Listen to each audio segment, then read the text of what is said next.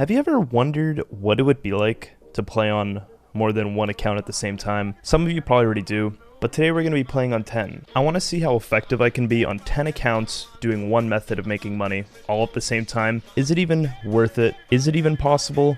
Let's find out.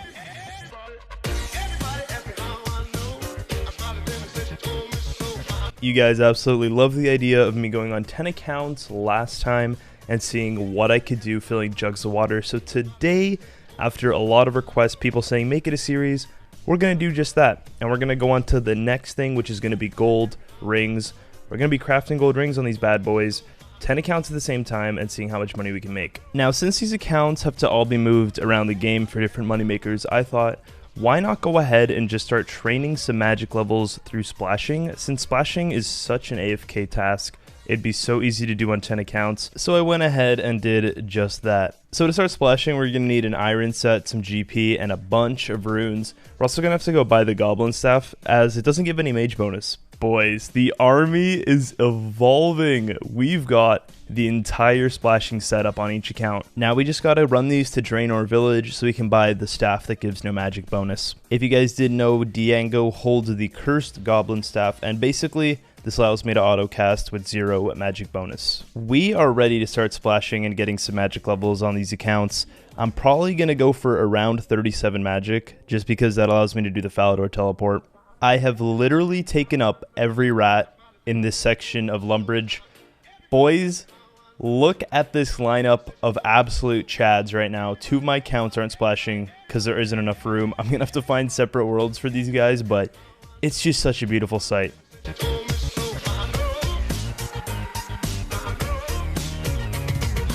We are at Edgeville. All of the accounts have 37 magic. It is time to set up for gold rings because we still need crafting levels to actually be able to do gold rings. So to train crafting, what I'm going to trade over to all 10 of my accounts is some fast crafting experience. I've decided to give around 1,000 leather for each account to craft just to train. I'm not going to go through all 1,000 leather, probably only until I reach around 25 crafting, and I'll tell you why in just a second. Before I start training crafting on all 10 accounts, I've also given them a ring mold and 1,000 gold bars, which will be used for the rings. This is where the first challenge really begins. Training, crafting, getting rapid levels on each of the accounts. Oh, this is gonna be an absolute nightmare, but here we go, guys.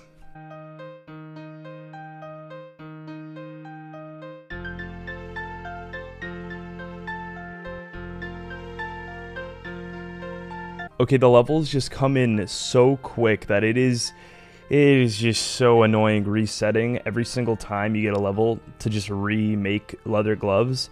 This is gonna be a bigger grind than like the actual gold rings. Just a quick little 10 screen view for you guys of what's going on. Yeah, I had to take a little break because my hand was just dying, but onto the leather bodies, boys. It's probably gonna be maybe the last few like 100 leather I do, and then we're gonna start doing gold rings. The reason I wanted to basically get all of these levels out of the way is so that when I actually started the gold rings, I wouldn't have to just continuously get levels and click off the levels. This way it's going to be less frequent and just a smoother 1 hour. There it is, 25 crafting. Gold rings shouldn't be as bad now. Once this level is obtained on all the accounts, we will start the challenge. Alright, so this is the first account screen right here. We've got the gold bars in the inventory. I've set up the bank with placeholders, so this isn't an absolute disaster. Once I actually make the gold rings, I will replace one of the placeholders, so that is much easier.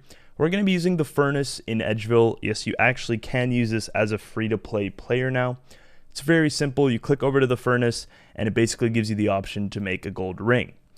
Now we just got to do this on 10 accounts at the same time for an hour and see how much profit we can yield. Quick little setup overview before we start. First monitor containing the 6 clients, second containing the 4. We've got the 1 hour timer on the screen. We're ready to start.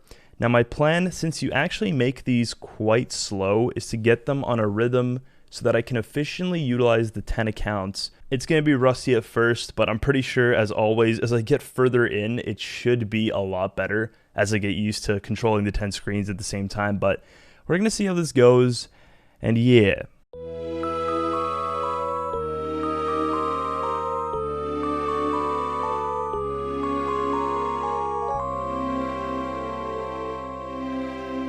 It's so annoying. Sometimes you get like 3 random events at the same time on each account, and when you click back to the furnace, it's just like you can't even click the furnace because the random's in the way. Anyways, 10-minute check-in, and we've done almost 200 gold rings, which is pretty damn good, meaning we've done around 2,000. I didn't think I'd be getting so many levels, but the level screens are just killing me. Like, you have to reset the furnace every time one of the accounts gets a level, and they're getting them quite quickly. But so far, I think the pace is actually going really, really well. Like, I think we'll actually make a decent amount of money doing this on 10 accounts. And since it is free to play, you know, this could actually be a viable method of making money. It has been 20 minutes, and the amount of clicking, boys, I'm just going to leave it there. The amount of clicking is absolutely insane. 31 crafting. We've already gone 6 crafting levels. Yeah, this is way more EXP than I thought it would be. Almost hitting that 30-minute mark, coming in almost basically 500 gold rings. That's actually really, really good. I don't know how many you can do in one account, but I'm feeling it now, boys. I'm actually getting a lot better at this, and it's becoming a lot easier. So the main strategy I was using was controlling 4 clients at the same time, moving from left to right. Basically, this would actually make it so when I came back to the first client, the last gold rings would be crafted, and it was just a really nice rhythm that I found. I actually cannot believe it. We have burned through 1,000 gold bars pretty much on all of the accounts, and I just have paused the timer through 2 minutes left because I want to complete the challenge. I'm going to trade over more gold bars. I did not think I would get through 1,000 of them this quickly.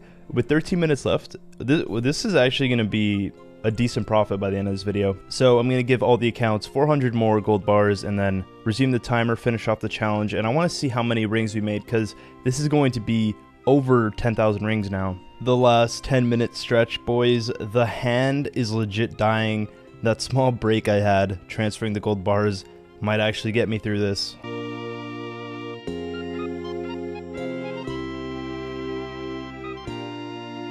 It is the final minute left. Might be one more trip here on each of the accounts, but the crafting level is almost 37. I did not think we would be getting 12 crafting levels doing this for an hour from 25. And that is about the hour up. All of the accounts are pretty much finishing off the last gold rings. Perfect timing. Let's get the timer out of there. What I'm going to do is note all of the gold rings on the account, stack them all into one account, and just average out how each account did. You can see all my accounts just running back while they click. Moment of truth. The first account has 1,317 gold rings. That is what I like to see. I did not think we'd be getting over 1,000 on each account. Having a look at the other accounts, it seems as if we averaged around 1,250-ish. So I'm going to add all of these up, average them out. I'm also going to tell you the profit at the end because there is obviously the gold bars had to be paid for. We're going to see how much we actually made. The last trade transfer coming in, there it is, 12,433 gold rings crafted by one man on 10 accounts. Is that a world record? Who knows? 1.578 mil. Now what is the actual profit? So to buy all these gold bars, I spent an average of 88 GP on each gold bar, which means that for all of them, we spent 1,094,104 GP. So I'm curious to see what these will go into the Grand Exchange for, probably around 125, 126. That is what I was getting told by GE Tracker, so let's see. I'm going to stick them in for 125 GP each. This means the margin is 37, and some of them instantly sold, so I'm going to wait on these to all sell because I know they will. So since I had to get off anyways, I canceled the last offer and put the rest in for 130 each, and they all sold. We ended up with 1.6 mil at the end, guys. That means that our profit was over 500k. This is such a low-level requirement moneymaker, and it really isn't that bad as it could be on 10 accounts. So making over 500k an hour in free-to-play is actually pretty good. That means you'd only have to continuously do this for 8 hours, and you would have yourself a bond on free-to-play, except is it really worth it, though? If you have hands made of like diamonds and shit, yeah. And that's gonna end episode 2 of 10 Too Many Gold Rings. Tell me what you guys want to see. I will train the account if need be. Make sure you guys leave a like on the video, subscribe if you're special, and comment down a suggestion for what you want to see me do. My hand is absolutely dead, and until next time, have a good one, guys.